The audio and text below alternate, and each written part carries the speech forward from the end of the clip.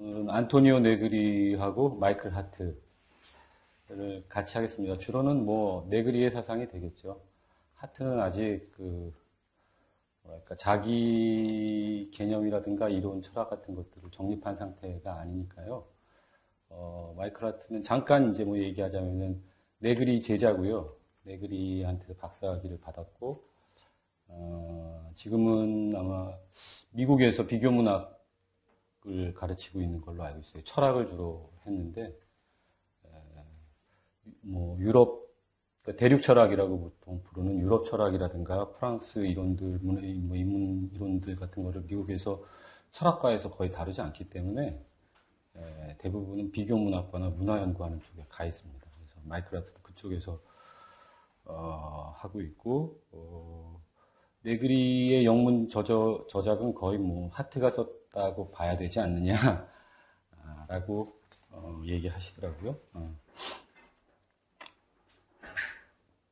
마이클 하트는 하여튼 들레즈하고 네그리 두 사람에 좀 집중을 하고 있는 것 같고, 들레즈의 스피노자주의하고 네그리의 스피노자주의가 좀 다르긴 하지만 내재성의 철학이라는 점에서는 공통된다라고 생각을 하고, 이메넌스라고 부르는 그 내재성이라는 문제가 아마 지제 락강 계열의 그 이론들하고 들레즈나 네그리의 스피노자 마르크스주의 이론하고 차이를 보여줄 때 제일 중요한 아마 철학적 구도상의 차이가 아니냐라고 생각을 할 수 있을 것 같아요. 그래서 이 내재성 하고 추월성, 이 두 가지를 우리가 잘 구분해서 이해하는 것, 그리고 이것이 가지고 있는 정치 철학적인 함의 같은 거를 이해하는 게 오늘 아마 이론적으로는 제일 중요한 대목이 될 것 같아요. 이게 특히 이 주체 개념하고 연결이 되어 있고, 이 다중이라고 불리는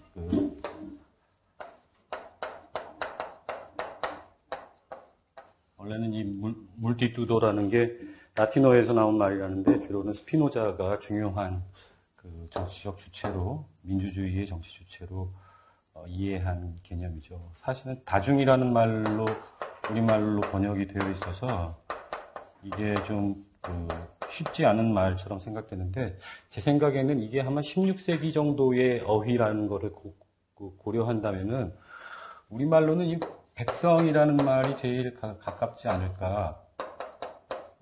맞나? 백자는 이렇게 100백자지만 그냥 온갖 성들, 이런 뜻에서 백성이라는 말이 되게 가까운데, 다중에는 이 백성이라는 말이 그 전제하고 있는 그 군주라는 거, 이것이 사라지고 있죠. 말하자면 통치자와 피치자 사이의 관계 속에서 보통 백성이 얘기되는데 반해서, 다중 같은 경우는 특히 이제 네그리의 다중 개념에는 이런 지배하는 우두머리로서의 군주 개념이 사라지는 거죠. 그래서 다중은 이 아우토노미즘, 자율주의라고 부르는 아나키즘 유른통의 정치 철학의 개념하고 연결될 수가 있습니다. 그렇지만은 우리의 스피노자 마르크스주의의 또 다른 형태로 우리가 발리바르에 대해서 얘기했었는데, 발리바르 같은 경우에 그 스피노자의 다중해서 그 사람들은 오히려 다중이라는 그 번역하기보다는 똑같은 어휘를 가지고 대중이라고 번역하는 것을 더 좋아하는데, 이때 대중은 그 대중문화라고 할 때 그 매스, 어떤 획일화된 전체, 불특정한 다수, 그런 개념의 대중하고는 전혀 어감이 통하지 않는 상반되는 의미의 대중 개념입니다. 약간 정치적, 사회의 구성적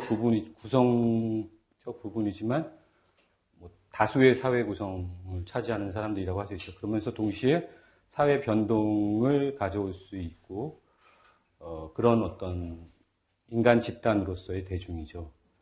그래서 대중의 이중성, 그 대중의 공포라는 책을 우리가 그때 잠깐 봤었는데, 대중의 공포는 그 지배자들이라든가 정치 권력에 대한 대중들의 공포를 뜻하는 것이기도 하고, 그런 어떤 그 예외적인 지위에서 사회나 대중들을 바라보는 자들, 그러니까 특권자들이나 그 지배자들의 눈에 비친 괴물 같은 존재로서의 대중, 그러니까 대중들이 주는 공포, 대중들이 그것에 대해서 느끼는 공포, 이 이중적인 측면을 다 포괄하는 개념이거든요. 발리바르의 대중의 공포라는 말은.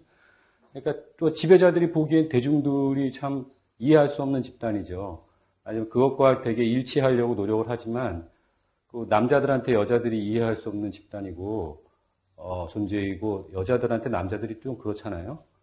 아무리 좀 이해하려고 해도 도저히 이해할 수가 없는 짓을 하는 그런 어떤 이중성이 있는데, 대중 그 발리바르의 스피노자 마르크스주의에서는 대중의 그런 그 대중이 가지는 두 가지 측면들을 뭐랄까 다 가리키고 있는 것 같아요. 대중과 권력 사이의 어떤 불화의 관계들을 지칭하죠.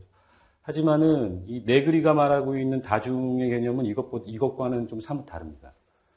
그러니까 네그리의 다중에서 또 똑같이 이 대중하고 권력 사이의 어떤 불화 관계, 특히 이걸 이제 그 근대에 있어서는 주권 권력이라든가 국가라는 형태로 얘기를 하는데, 이것과 다중 사이의 관계가 아주 그 복잡하게 서로 얘기가 되긴 하지만, 근본적으로 본다면 존재론적으로 사실 정당화될 수 있는 것은 다중이에요.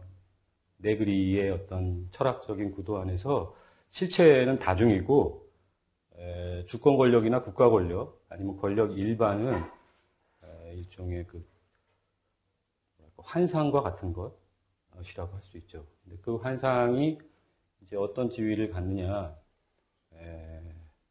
이걸 좀 잘 말하자면, 사실은 그 사회라는 것이 다중의 그 연대 활동 아니면 생성하는 다중의 그 운동들에 의해서 그 실체성이 보증되는 건데, 그러니까 사회라는 것은 그 다중의 운동이에요. 다중의 서로 상호 연계된 다중들 사이의 관계이고 그들 사이의 어떤 운동인데, 그것을 대표하거나 재현하거나 그런 활동을 하고 있는 것이 일종의 그 권력이라고 할 수 있죠.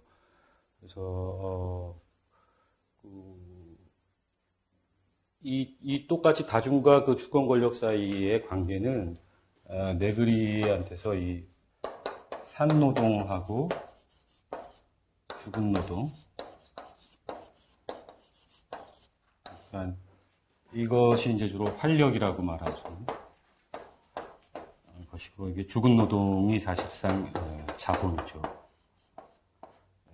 이것은 뭐 자본은 그 산노동에 끊임없이 기생하고 의존하는 힘이긴 하지만, 그 자체로는 어떤 실체성을 갖고 있을 수가 없는 개념이에요. 자본이나 권력이라는 것은 항상 이것에 의존함으로 해서만 이게 어떻게 보면 실체나 실제의 개념이고, 죽은 노동은 이것에 그 기생하고 있는 것이죠.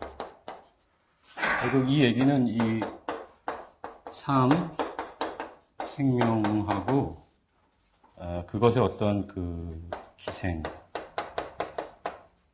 희생자 사이의 관계인데, 이때 그 다중의 산노동과 활력을 통해서 말하자면 스스로를 전개해 나가는 삶, 생명, 이게 그 네그리가 삼정치라고 말하는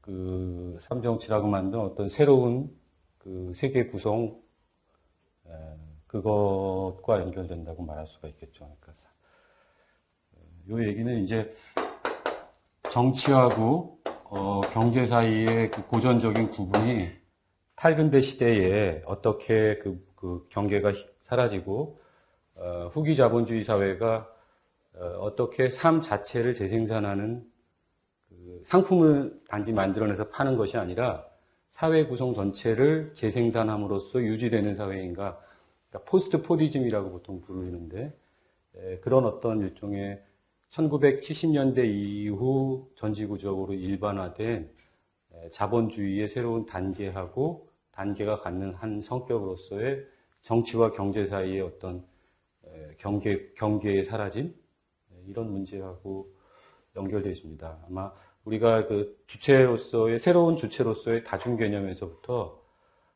이런 그 삼정치라는 문제까지 쭉 이어지는 논의들을 오늘 해야 될 텐데, 그때 제일 중요한 어떤 뭐랄까 존재론적 아니면 사회철학적인 지평이 되는 개념이 이 내재성이라는 구도입니다. 이메넌스.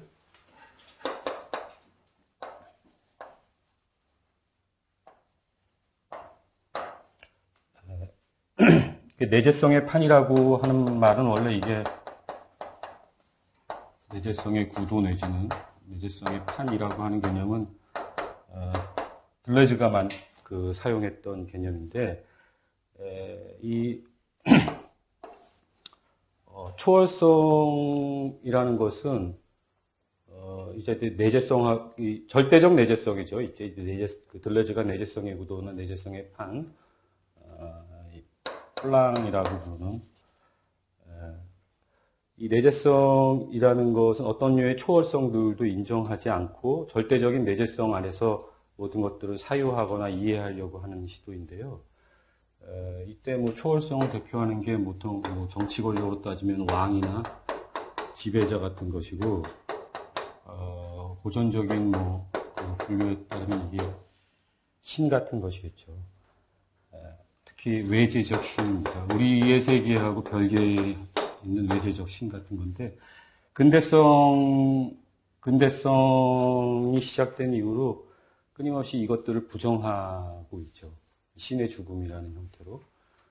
더 이상, 그러니까 민주주의 같은 경우도 어떻습니까? 왕이나 지배자들을 어떤 절대적 존재로 인정하지 않는 거잖아요. 그리고 세계의 어떤 창조자이자 주관자, 인간이 그것의 어떤 그 종속체로서 규정될 수 있는 외재적 힘으로서의 신 같은 것들도 더 이상 근대성 안에서는 인정되지 않는 것이죠. 이런 얘기들, 이러면서 이제 내재성의 차원으로 넘어오는 것이 어떤 세계의 역사의 중요한 그 변곡점이라고 볼 수 있는데, 이런 얘기가 그 네그리의 제국에 나와 있어요. 제국에서 그런 부분을 이제 크게 약간 역사 유물론하고 비슷한 얘기인데 크게 주목하지는 않는데, 네그리는 이런 어떤 근대성, 또 프랑스 혁명이나 그런 17세기 무렵에서 근대가 시작된 걸로 보지 않고 한 12세기 무렵부터 일종의 긴 근대라고 할 수 있는데, 이런 내재성의 구도에 대한 어떤 인간들의 집합적인 각성, 이런 것들이 나타났다고 이해를 하고 있어요. 말하자면 더 이상 그 인간들 사이의 어떤 관계를 주재하는 외재적 힘이라든가 이런 주인, 이런 것들을 인정하지 않는 역사적 흐름들이 나타났다는 거죠. 그게 그리고 이제 반동의 형태로 그런 다중들 사이에 연대하는 힘과 새로운 것들을 창조해 나가는 이런 생명의 운동, 삶의 활동, 이런 것들을 다시 한번 포획하려고 하는 질서들이 나타나는데, 네그리는 이제 그런 거를 반동, 테르미도르라고 부르고 있고, 16세기나 17세기의 역사가 아니면 12세기 이후로 끊임없이 이제 노예의 주인들이 그런 테르미도르를 통해서, 반동들을 통해서 이런 서로 연대하고 자신들의 독특성을 지키면서 끊임없이 창조적인 삶을 생산해 나가는 이런 다중들의 운동을 포획하려는 실천들을 해온다고 생각을 하고 있습니다. 그게 이제 어떻게 보면 네그리가 근대를 전체적으로 특징 짓는, 성격 짓는 어떤 그런 서사라고도 할 수 있죠.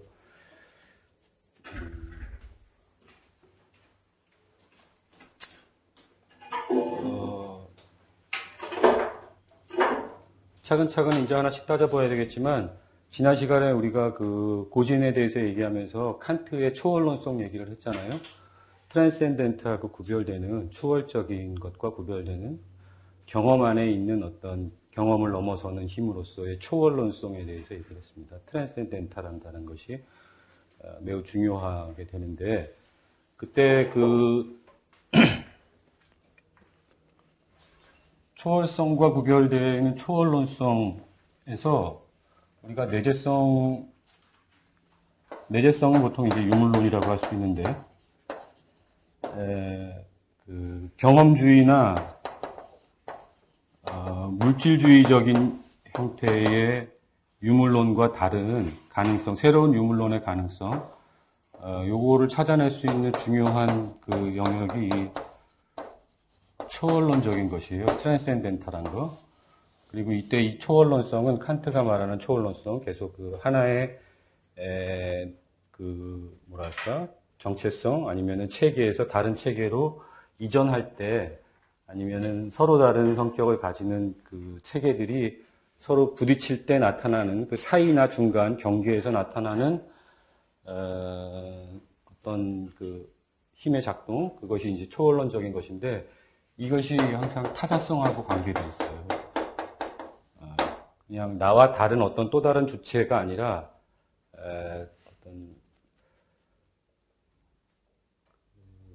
그런 것을, 그러니까 여기서 제가 여러분들 중에 누구와 나에게는 타자다 이렇게 말할 때 그런 타자성이 아니라 나를 구성하고 있는 나 아닌 것, 비야, 그런 의미에서의 타자성이 나타나는 것이 초월적인 것과 구별되는 초월론성의 되게 중요한 특징이라고 할 수 있는데, 이때 타자성이 그래서 자기 동일성을 구성하는 부성적 타자성이라고 말할 수 있다고 합니다. 그러니까 이 락강이나 지제익이 얘기하고 있는 그 타자에 의한 구성, 타자에 의한 자기의 구성, 그리고 자기 안에 자기 이상의 것, 이런 부분들에 대한 강조가 네그리의 이 제국이라든가 다중을 통해서 구성되고 있는 이 네그리의 어떤 내재성의 철학, 이것하고 뭐 제일 중요하게 구분되는 지점이에요. 초월론적인 부분을 어떻게 자기 이론 안에 배치해 놓을 것인가, 타자를. 제가 이해한 바로는 네그리한테서는 이 네그리의 다중 개념이 되게 전체주의적인 개념은 아니거든요. 다중이라는 것이 그 각각의 독특성들을 인정할 때만 사실 나올 수 있는 개념이에요. 그러니까 불특정 다수가 아니라 이거는 개인주의의 개인과는 다른 이유, 특이성이라고 번역되는 독특성 또는 특이성이라고 번역되는 singularity, 이것들 사이의 어떤 그 연계거든요. 다중이라는 것은. 그러니까